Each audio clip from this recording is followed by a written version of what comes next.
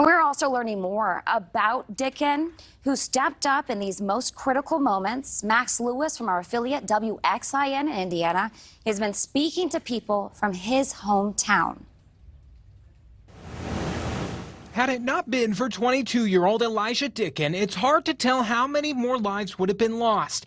He shot and killed 20-year-old Jonathan Sapperman as he opened fire in the mall food court. He engaged the gunman from quite a distance with a handgun.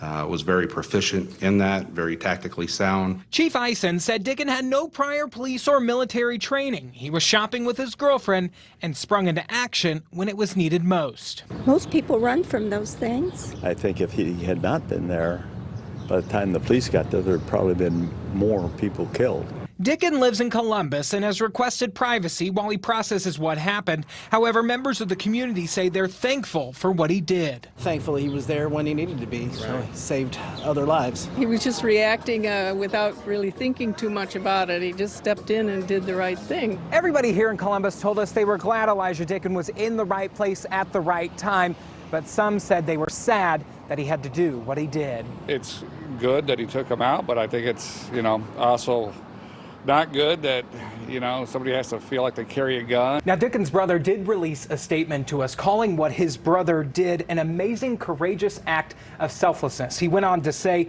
quote, he did it because he knew it was the right thing to do and he didn't want to see any innocent lives be taken.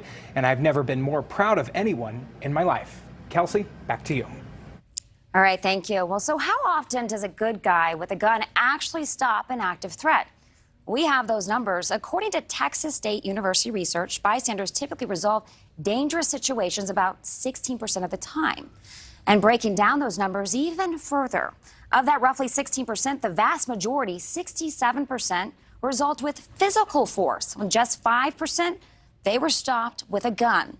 Violent crime rates, they're... Thank you for watching. Go to newsnationnow.com to find NewsNation on your television provider. And don't forget to click the red subscribe button below to get more of NewsNation's fact-driven, unbiased coverage.